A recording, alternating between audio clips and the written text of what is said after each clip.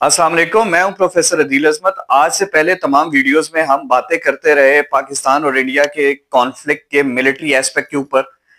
मैं आपको बताता रहा कि किस तरीके से मिलिट्री फ्रंट पे पाकिस्तान ने इंडिया को बहुत सी जगहों पे डिफीट किया। स्पेशली एयर पावर में पाकिस्तान ने अपनी एयर सुपीरियोरिटी कायम की, और ऐसी एयर सुपीरियोरिटी कायम की that this air superiority is being discussed all over the globe. यहां तक कि हमारी एयर सुपीरियोरिटी का वो एक लेवल था कि अब चाइनीज वेपन्स के मुतल्लिक बात हो रही है कि वो कितने ज्यादा रिलायबल हैं। मतलब this was a test ground for checking the reliability of the Chinese weapons, because on one side there was the Chinese weapons and on the other side there was the Western technology, and in that clash of the titans the Chinese weapons were the winners. They came out to be the winners. तो ये तो हो गया इसका military aspect. फिर मैंने media aspect की बात की कि किस तरीके से पाकिस्तान ने अपने नैरेटिव को दुनिया के सामने रखा और बहुत सक्सेसफुल तरीके से रखा। अच्छा, इसके ऊपर हम बहुत बात कर चुके हैं, तो आज का टॉपिक इन दोनों बातों से बहुत अहम होने वाला है, और आज का टॉपिक है Pakistan and the water security. पानी का इशू अभी भी पाकिस्तान के लिए एक सर्वाइवल का इशू है।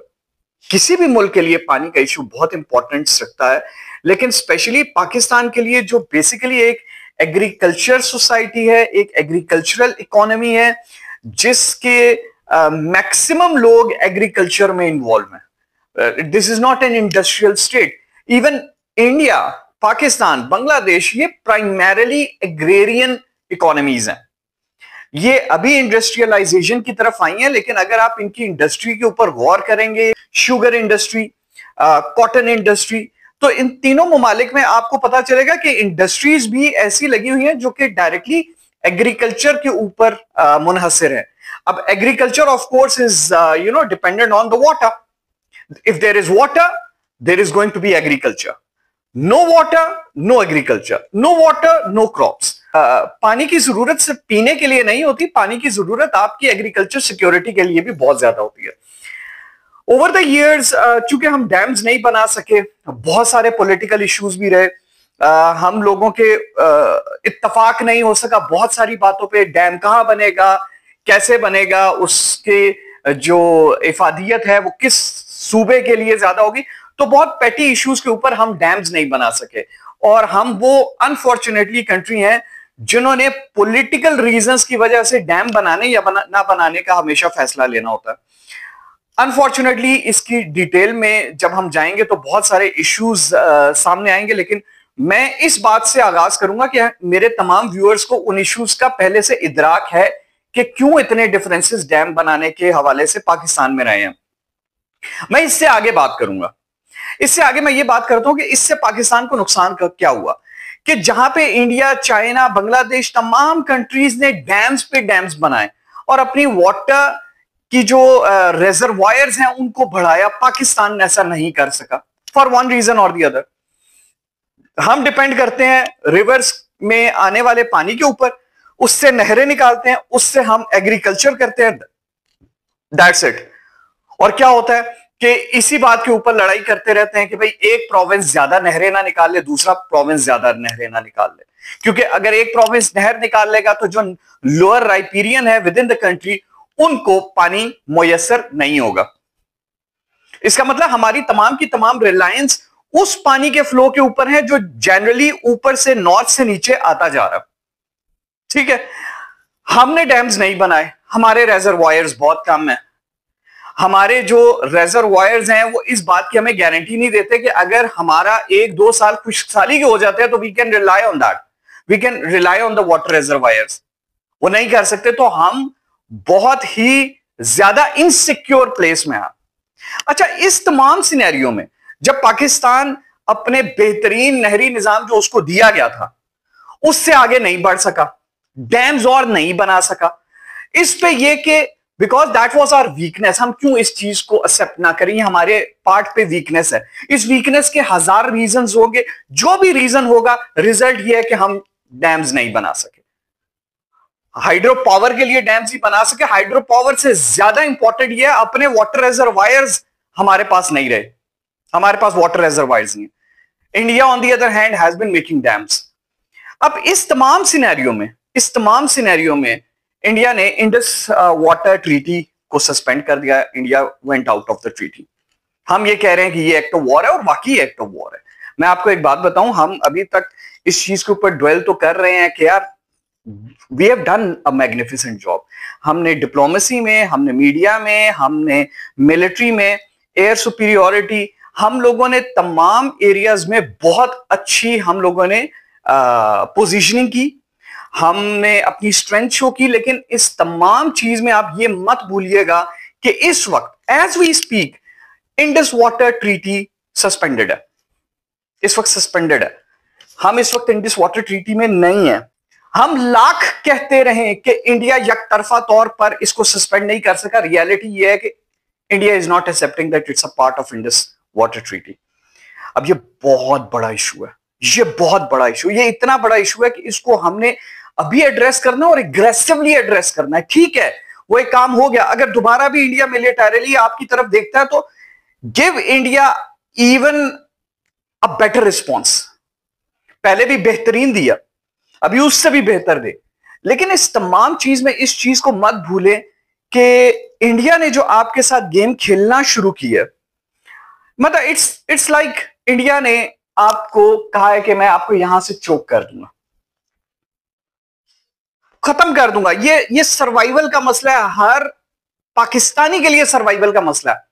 इररिस्पेक्टिव के वो पंजाब में रहता है, वो सिंध में रहता है, वो बलूचिस्तान में रहता है, वो कहीं पे भी रहता है, इंडिया ने आप में से हर एक को यह थ्रेटन किया है कि मैं आपको और आपकी फैमिलीज को प्यास से मारूंगा। यही बात किया। मतलब किसी का पानी बंद कर देना, किसी का भी पानी बंद कर देना, इट मींस के नोबडी इज सेफ नाउ। आपके फूड को इनडायरेक्टली हिट किया। ठीक है, हमारा मसला क्या है? हमारा मसला बहैसियत पाकिस्तानी ये है, हमें इसको एक्सेप्ट करना। देखें, brave person is a person who accepts the problem. ऐसा नहीं है कि सब ठीक है। हमारा मसला क्या है? बारिशें होती है ना, बारिशें होती हैं, सैलाब आता है, तो यहां पे ही लोग सैलाब से डूबते हैं। खुश्क साली होती है तो प्यास से मरते हैं। एक तरफ प्यास और एक तरफ सैलाब, हम दो एक्सट्रीम में हैं। ये डैम्स क्या, द डैम्स मेक श्योर कि जो सैलाब का पानी है वो वाटर रेजरवायर्स में आए। वाटर रेजरवायर बना होगा तो उसमें आएगा ना। अगर वाटर रेजरवायर बना ही नहीं हुआ तो पानी कहां पे जाएगा? हमारे पास वाटर रेजरवायर्स नहीं है। हम वाटर रेजरवायर्स इसलिए नहीं बनाते कि डिस्प्यूट ये है कि यहां पे रहने वाले लोग कहां जाएंगे, इस पानी की जो तमाम बेनिफिट्स हैं वो कौन सा सूबा रीप करेगा। हम नेशनल हम आहंगी इंटीग्रेशन इस तरीके से हासिल नहीं कर सके इन इश्यूज के ऊपर। कुछ इश्यूज ऐसे होते हैं जहां पे आपको ये इंटीग्रेशन चाहिए होती है, हम नहीं कर सके, हम आपस में लड़ते रहे। क्या होता है? अभी बरसात आएगी, अभी आप देखिएगा बरसात आएगी, बरसात आएगी, यही पानी जो कि एक्सट्रीमली प्रेशियस है, वो पानी जो एक्सट्रीमली प्रेशियस है वो सैलाब बनकर आएगा, जिसको अगर आप चाहें तो आप इसको डैम बना के रेजरवायर आप क्रिएट कर सकते हैं फॉर द नेक्स्ट 4 ईयर। वो जो आपके सैलाब आ रहा है वो बेसिकली एक ब्लेसिंग है, ब्लेसिंग इन डिस्गाइज। आपको पता है रिवर नाइल में जब सैलाब आया करता था तो they used to reap the benefits of that flooding, क्योंकि जब सैलाब आता था, इंडस में भी, इंडस वैली सिविलाइजेशन, ये जब सैलाब आता है ये क्या करते हैं, ये न्यू सॉइल लेके आता था। न्यू सॉइल लेके आता था तो क्या होता था, जमीन जरखेज रहती थी। ये मैं 5000 साल कबले मसीह बीसी की बात करूं, 5000 BC, even they knew how to harness the positive energy of the floods. हम यहां पे बरसात में इमदाद ले रहे होते हैं कि जो सैलाब मुतासरीन है उनके लिए, गर्मियों में हम कहत साली से मुतासरा लोगों के लिए काम कर रहे होते हैं। There needs to be a policy, हमें एक पॉलिसी चाहिए, नेशनल लेवल पे चाहिए। चारों सूबों में हर स्टेक होल्डर को बिठाएं, उन्हें बताएं कि यार enough is enough, enough is enough. Come on, let's make a national policy on that. हम इधर आपस में लड़ते रहेंगे, वो हम सबका पानी बंद कर देंगे। This is serious. अब हमें इन इश्यूज को उठाना होगा। रेफरेंस गिरा दिए, बात खत्म, बात खत्म। मिलिट्री पे हम उनको डिफीट कर चुके, पॉइंट इज ओवर। अब इससे ज्यादा अहम बात करें, इससे आगे की बात करें, इससे आगे बात करें कि पानी हमारे लिए सर्वाइवल का इशू है। हमारा पानी बंद करने का मतलब यह हुआ कि उन्होंने हमारे ऊपर न्यूक्लियर वेपन गिरा दिया, गिरा दिए। अगर बंद कर दें, अगर डाइवर्ट कर दें, हमारा पानी यहां पे खत्म हो जाए। देखिए आपके जो ग्लेशियर्स है ना, आपके ग्लेशियर्स भी जो पानी को मेल्ट करते हैं, you have got a few decades, कुछ दिहाइयां रह गई हैं, फिर ग्लेशियर्स वाली बात भी खत्म हो जानी है। ये तो नेचर ने आपको एक प्रेशियस रेजर्वायर दिया हुआ है, जो हर समर में जब वो मेल्ट होता है तो आपको ये पानी मिलता है, जो हम बहुत शौक से हम फेंक देते हैं अरेबियन सी में। कितना जाया करते हैं हम। हमें चाहिए कि हम एक नेशनल नाउ पॉलिसी एक बनाएं, और उस पॉलिसी में हम रेजर्वायर्स बनाएं, ज्यादा से ज्यादा रेजर्वायर्स बनाएं, इररिस्पेक्टिव के हमारा इंडिया से मामला तय होते हैं नहीं होते हैं, वो एक अलग चीज है। रेजर्वायर्स हमें कल नहीं आज चाहिए, हमें कल नहीं, हमें आज चाहिए रेजर्वायर्स। हर रेजर्वायर के ऊपर दूसरे सूबे से बात करें। देखें रेजर्वायर ऐसे नहीं होता है, डैम्स ऐसे नहीं बन जाते कि चलो यार इधर नहीं बनाते, इधर डिस्प्यूटेड है इधर बना लेते हैं, इधर नहीं बनाते इधर बना लेते हैं। आपको पता है कि डैम्स बनाने के लिए जो फीजिबिलिटी स्टडी होती है, उसमें कुछ कुछ जगह ही होती है जहां पे नेचुरली डैम बनाया जा सकता है। ऐसे नहीं होता कि चलो यार यहां पे डिस्प्यूटेड है तो यहां पे, तो किसी ना किसी को एक कड़वा घूंट पीना पड़ता है, किसी ना किसी को अपनी जगह को छोड़ना पड़ेगा। कौन सा पाकिस्तान का ऐसा इलाका है जहां पे लोग आबाद नहीं होंगे, जहां पे लोगों को डिस्प्लेस नहीं किया जाएगा? कौन सा इलाका ऐसा होगा?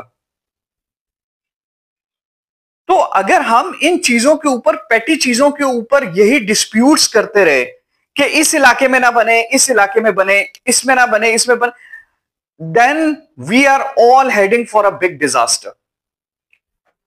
यह हमें सोचना पड़ेगा।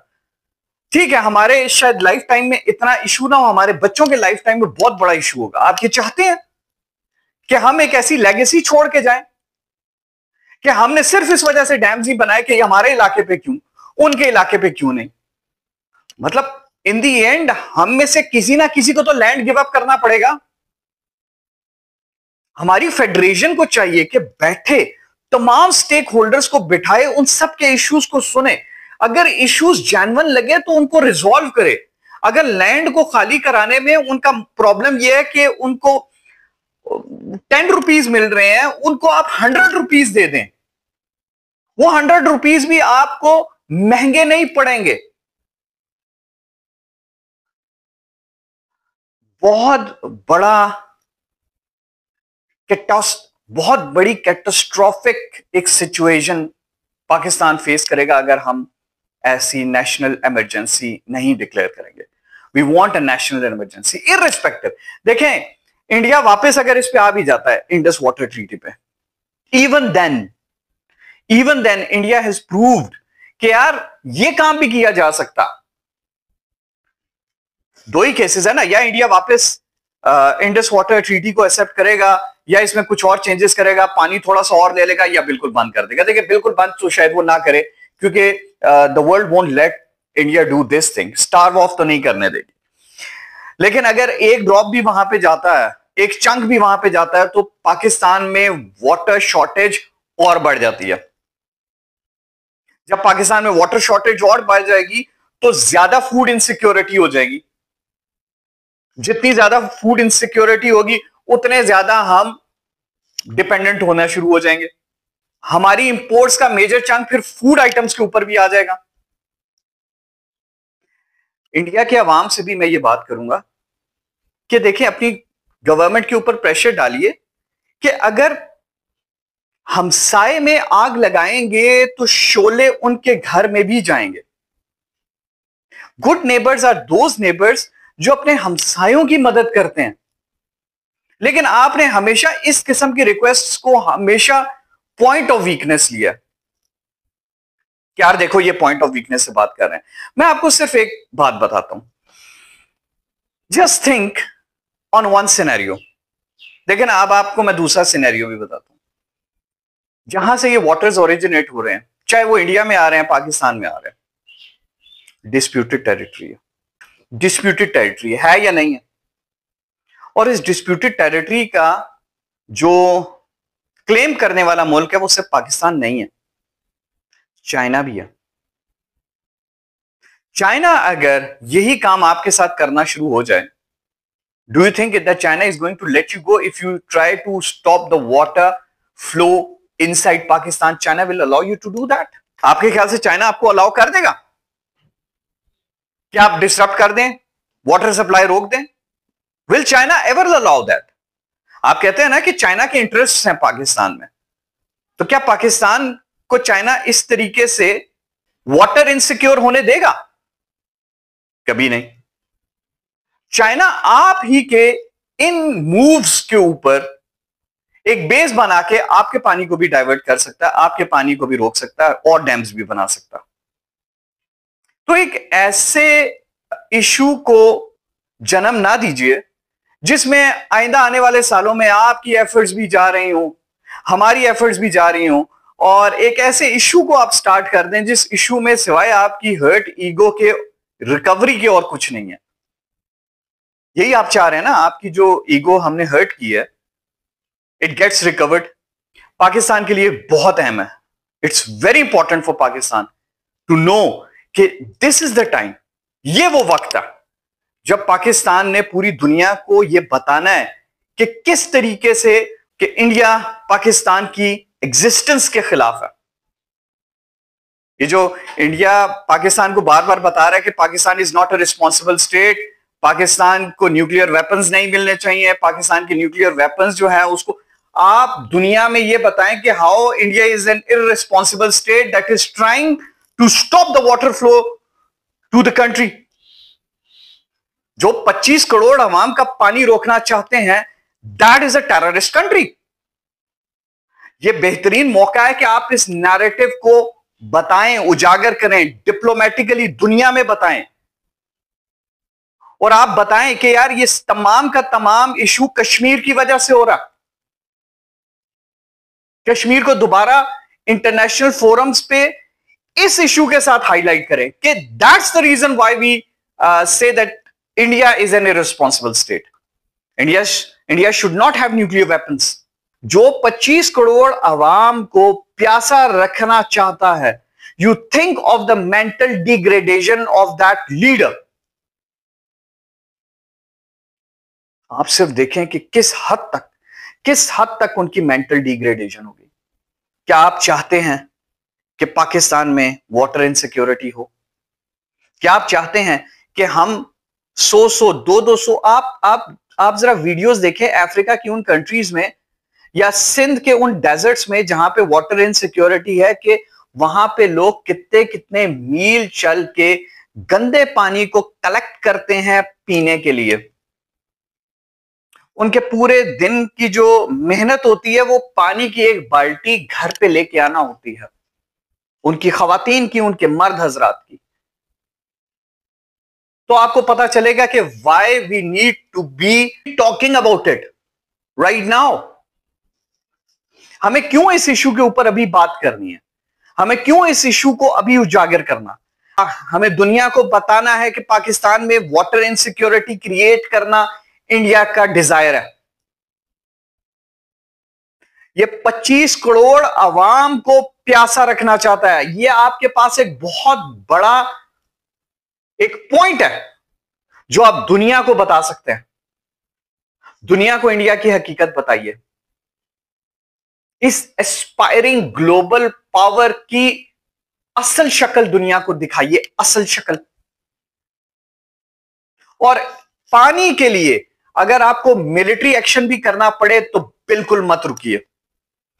पहले दुनिया को बताते रहे कि देखें, this is what this country is trying to do. बताते रहें, अपने पॉइंट ऑफ व्यू को पूरी दुनिया में हर जगह फैला दें। अगर फिर भी इंडिया बाज नहीं आता, go for a military strike, the world will stand behind you. दुनिया आपके पीछे खड़ी होगी। दुनिया उतनी बेहिस नहीं है जितनी हमने समझी हुई है। बात सिर्फ इतनी है कि आप अपने पॉइंट ऑफ व्यू को कैसे प्रोपेगेट कर सकते हैं। पूरी दुनिया में चीखो पुकार कीजिए, इंडिया का असल चेहरा दुनिया के सामने लाइए।